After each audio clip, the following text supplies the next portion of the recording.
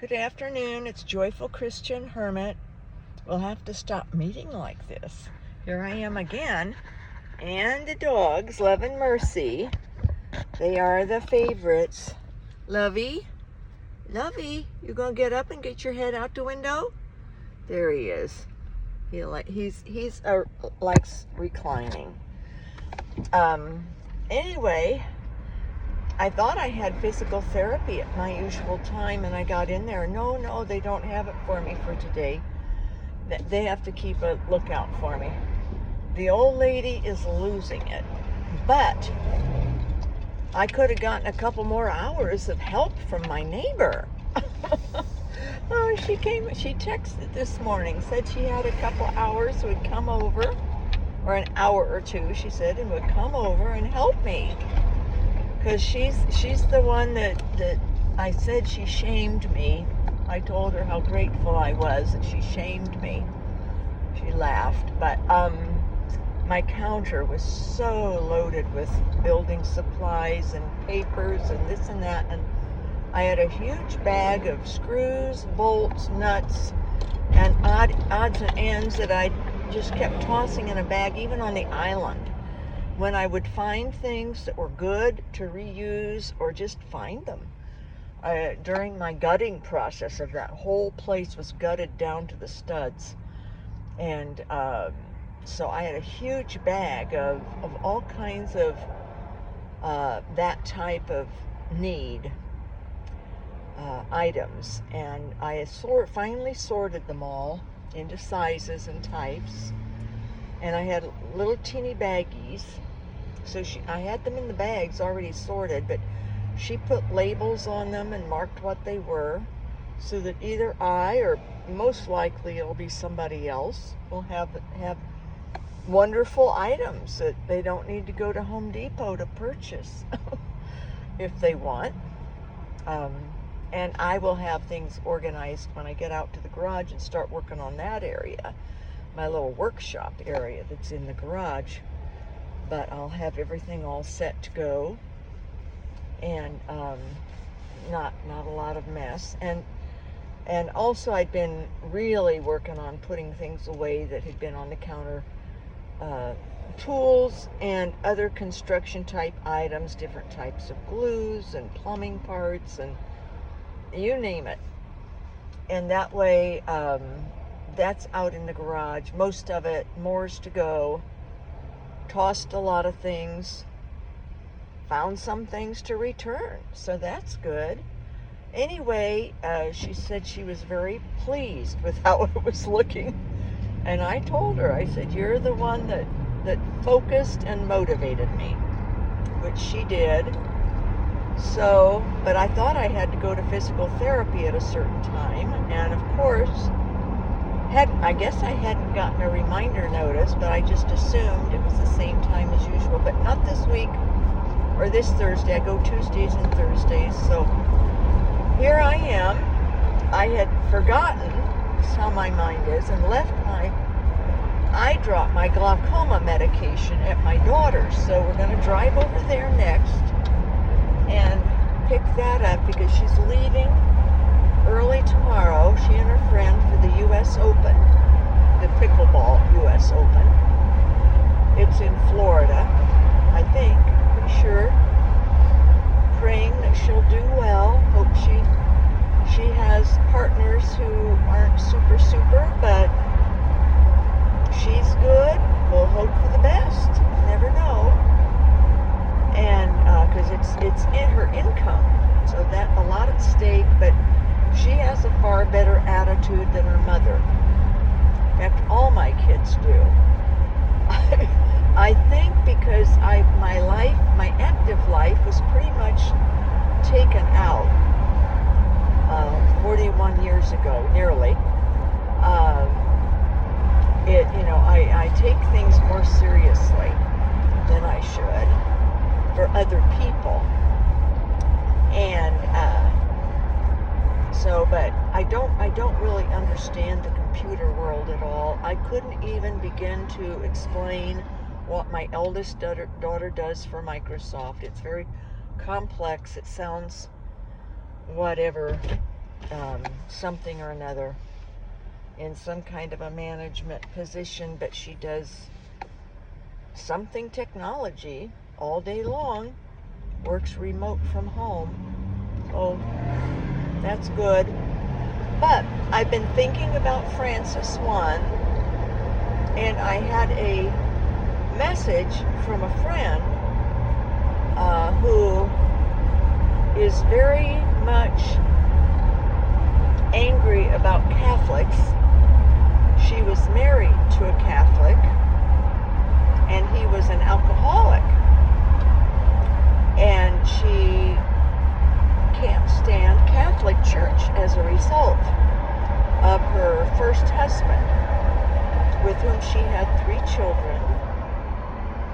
And anyway, but it's I don't understand how people can be so angry and hate the Catholic Church because of a person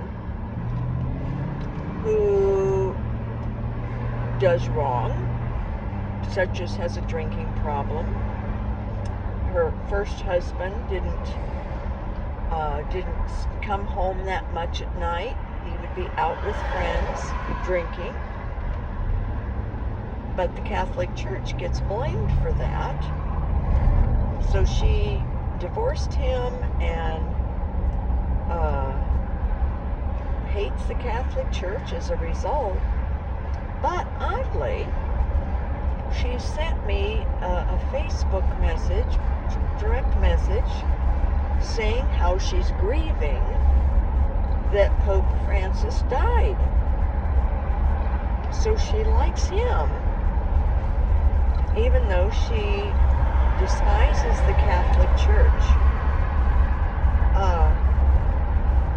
Well, I think it's politically motivated. Her feelings are.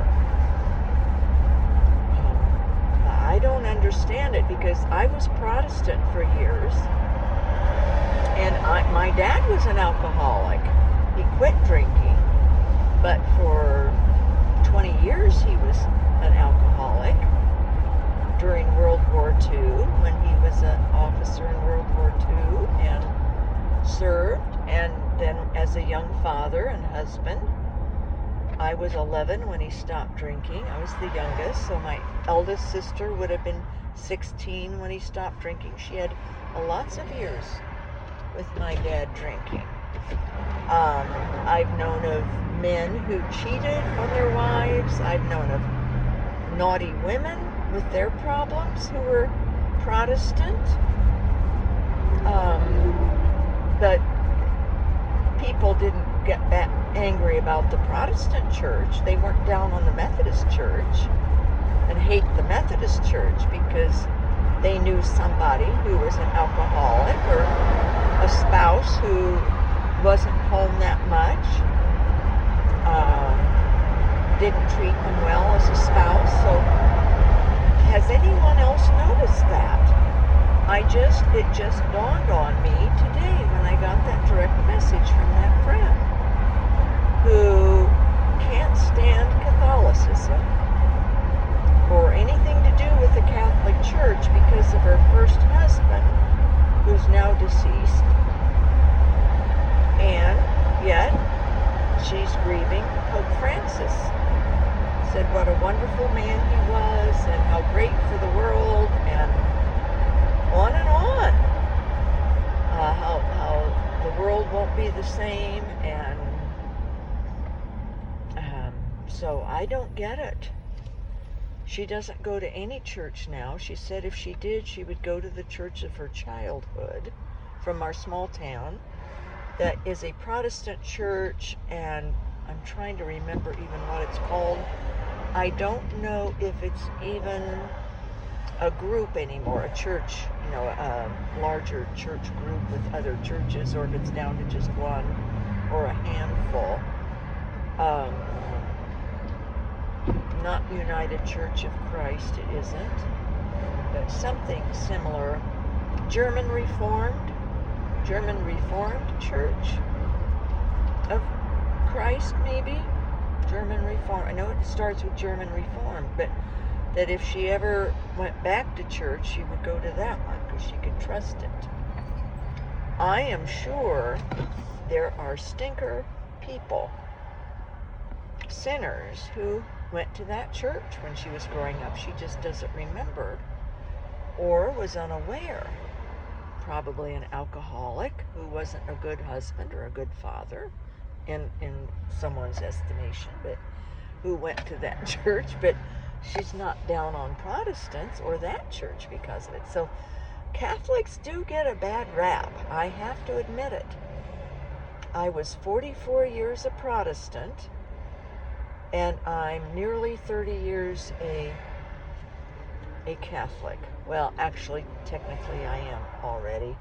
I was already taking my weekly lessons, sometimes twice a week, and I'd been reading for 10 years about Catholicism. But I kept going to Protestant churches. I didn't intend to convert at all. But things happen. God does with us what he wills when we ask him. I had told him, do with me what you want. And he called me into the Catholic Church. And as many of you know, it's not been easy. I have run into stinkers. And I've been a stinker myself. So, but I'm not against the Catholic Church just because of my sins, or because of some priests who sinned, who weren't perfect.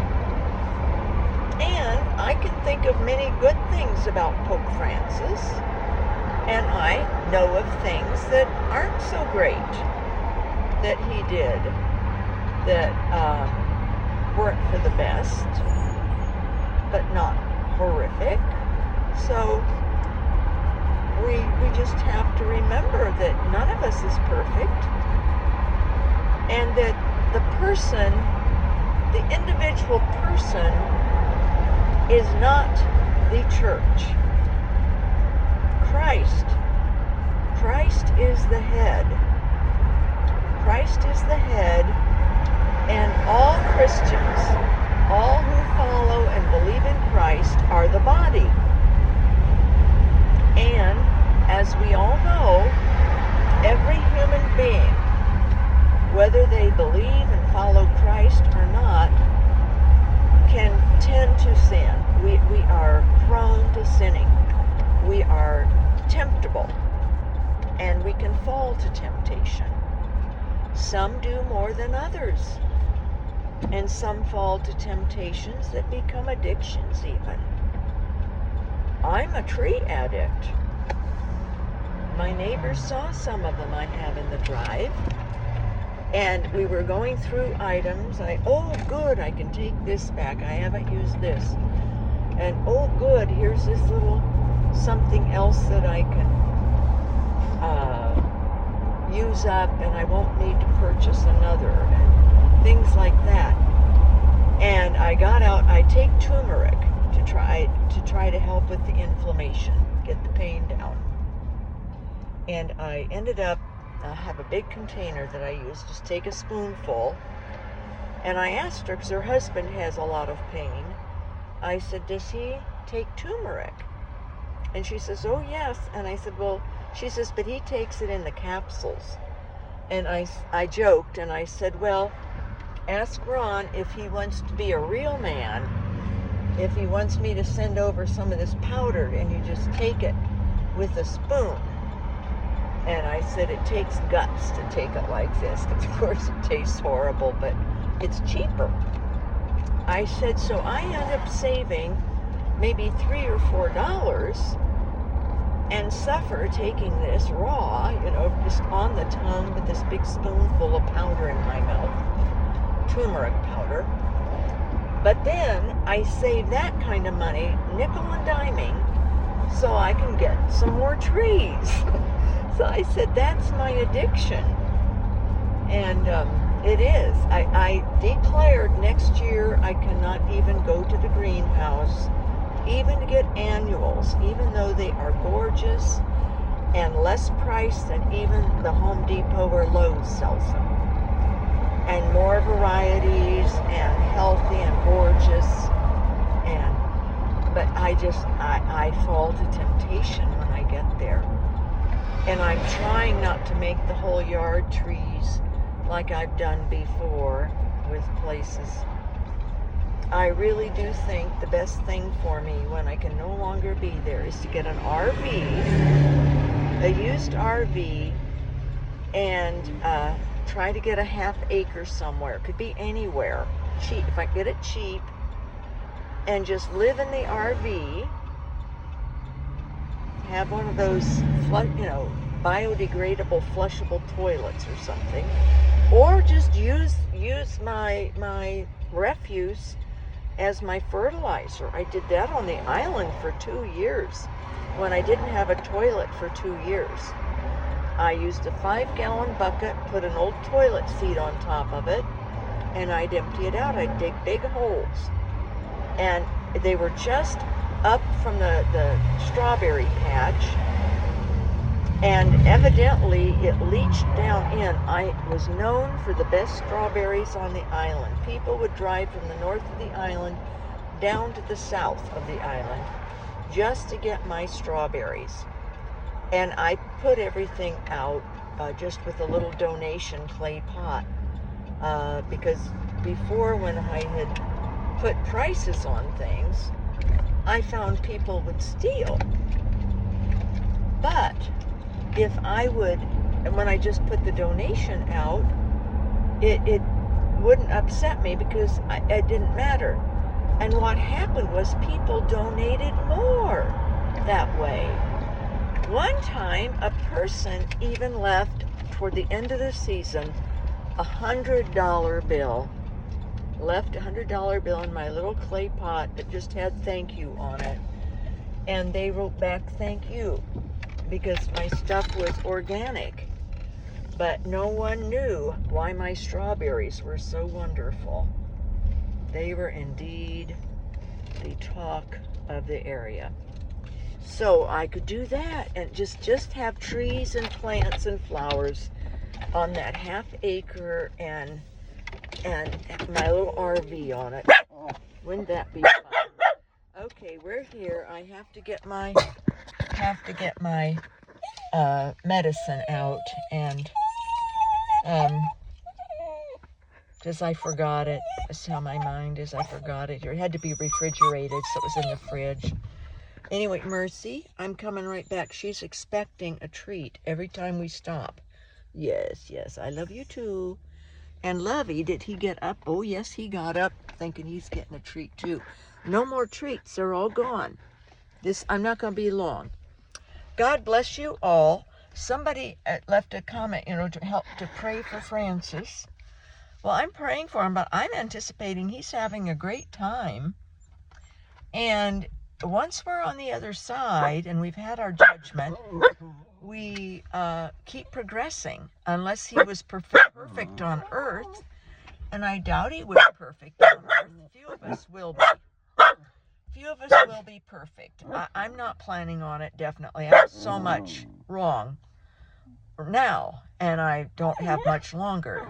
So just my tree addiction alone, that's one thing I'm attached to. I can leave them, but I have a hard time bypassing a gorgeous tree, or one that I can work with and create into something. Even if I sell it, it's fun. I just really like trees and plants. They're healing. They're works of art, God's work of art. And I remember people at this one greenhouse nursery place back in the Midwest, and they were, the wives or the husbands were complaining about the prices, either one. And I would say, well, do you guys eat out? Do you ever eat out? Oh, yes, we like to eat out every Friday night. I said, well, about how much does it cost? Well, back then, that was 20 years ago.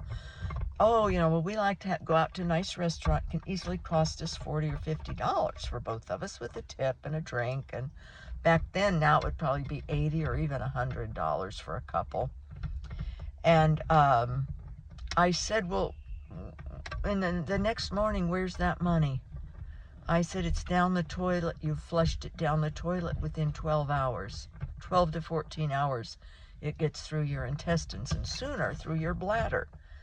And I said, think about, for a gorgeous tree, unusual, that will everybody in your neighborhood will also enjoy, and anyone driving by will enjoy. If you just don't go out to eat, maybe go twice a month, and then in 2 months you can buy already a huge specimen tree, with the money that otherwise just goes down the toilet. You and your wife can go out and sit under the tree and take a drink out and drink from home there out under your tree.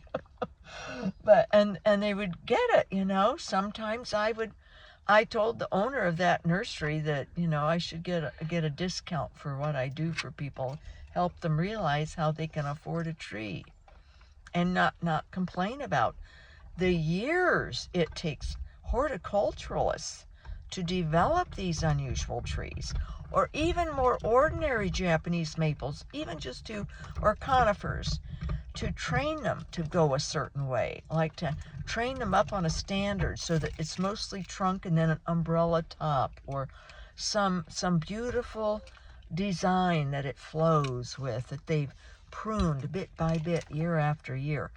But just to develop a new cultivar can take some of them their lifetimes to develop.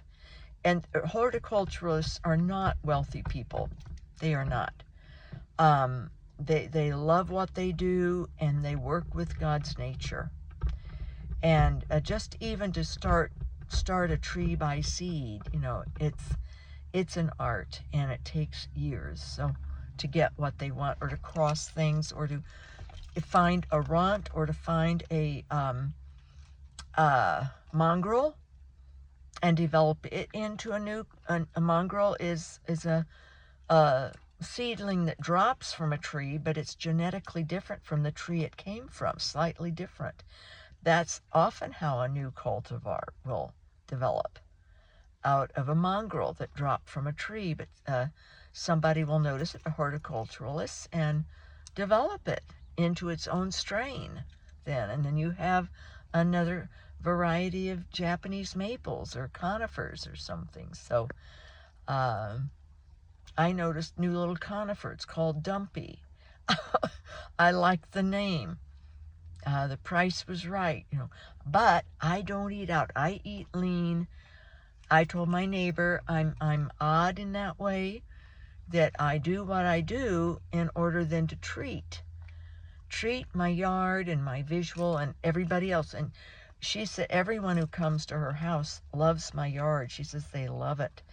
And I had taken down a hedge. They were like 18 or 20 feet tall arborvitae that were half dead, that had been like in there since the house was built. And it was just ugly and overgrown, blocked their driveway, blocked our view of the street, practically one angle of the street. They could get out okay, but she says, I tell everyone who comes what used to be there. I developed it into this specimen garden with perennial flowers and different kinds of trees, and conifers, deciduous, and they love it, and people walking by love it. So to me, it's worth it. It's worth the sacrificing of other things. However, I did feel some guilt, because that money could have gone to Nigeria too, instead of for beautifying for the people here. But I intend, once I'm too old, be on my own, or too decrepit, when I switch with my daughter, I'll dig up some of those and beautify her yard. She doesn't have much here, but in back I could develop it, be like a courtyard garden practically. It's very small in back. So anyway, that's my addiction. And God, I may spend more time progressing in the next, in eternity, for some of my choices of how I spent money on trees, instead of donating to poor people in Nigeria. More I could have done. I'll find out. But I justify it, see. I justify it by how much the other people like it. But that might not be right. You know, we can justify just about anything, can't we? So I think Francis is probably progressing. And I pray for him, but there's others that on earth that I really need to pray for and keep in mind, who are, I would think that God would be look kindly upon Francis for all the work he gave to humanity as a priest and as a bishop, then as a cardinal, and then as pope. So despite any small flaws, speaking out on things that he probably shouldn't have, caused some division within the church, but that's up to us if we want to be divided, just like that one woman.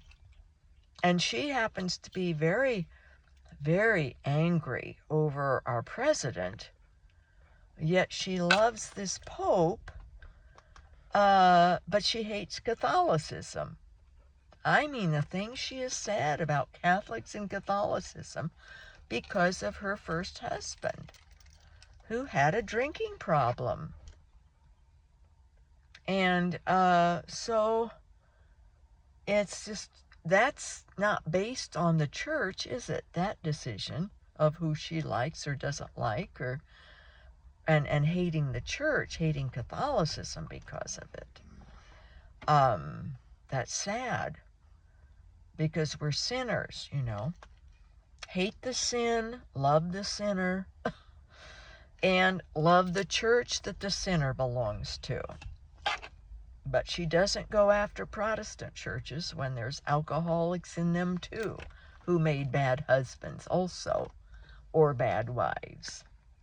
So, just saying that sometimes we don't see ourselves and how our thought processes are. But Francis will be okay. He's, I'll pray for him, but it's not, I don't feel like there's this big urgent thing for his soul. I've not ever sensed that. I've been critical of some of his goofy decisions and not sticking with the very rules and canon laws of the church, like how he married the couple on the airplane that hadn't gone through any of the processes that the church had even just recently ruled on they had to go through to get married if they were divorced, and had to have an annulment. These people broke everything that Francis should have married, and you're supposed to be married in a Catholic church. People are denied outdoor weddings because they're supposed to be married in a church. And he married them on an airplane. He had never met them before. They were the steward and stewardess. They'd been living together for 10 years and divorced each without annulments. And he married them on the airplane over the Atlantic Ocean, heading back to Rome from Argentina or Brazil or something. It was Brazil. Just like, duh, And then he chose to live away from the Vatican, at least at first, because he wanted to emphasize that he was for the poor. So it cost the church more money to pay for an apartment for him, a driver and security to drive him to some place in Rome every day and back to the Vatican to do his work, than had he just stayed in the Vatican apartment and used it. So the Vatican apartment went unused, except it had to be maintained and cleaned and heated and air conditioned. And while we paid extra then for him to show that he was for the poor, that didn't make sense. I joked with someone the other day that it's too bad that he didn't have me to help straighten him out. It was awful. But, I see things like that, and it's, common sense stuff. That in the long run, he could have used the money that he spent of our donations, because our donations pay for the Vatican, pay for everything. They do. Pennies or whatever out of our church donation, they all donate then. That extra money for all those years that he, and he had to have security going with him and a car, and it's a lot of extra expense that could have gone directly to the poor. And he could have made more statements about the poor, helping the poor that way. That he was donating, giving up eating. He could have fasted, been skinny like a hermit, and said, I'm giving all that money and I'm not having a cook here at the Vatican, although that cuts out someone's employment, but or I'm just eating vegetables and I'm a vegetarian and just have fish on Friday or something, and all the money I'm saving I'm giving to the poor. Or he could have allowed people to come in, poor people to come in and live in Vatican City in the extra rooms. That's any pope could have done that, and had a lottery selection. People who wanted to live there could put their name in and have them draw names. We could have 50 people live here in the Vatican apartments or something, extra ones that are used now and then for state people or for priests who come over to visit. Use them to house poor people. See, that's something that I'd probably do if it were up to me. And then maybe every 2 or 3 years switch them. Let somebody else have a chance to live in the Vatican and have some luxury. Maybe people who are interested in returning to the church. They'd be right close to going to Mass.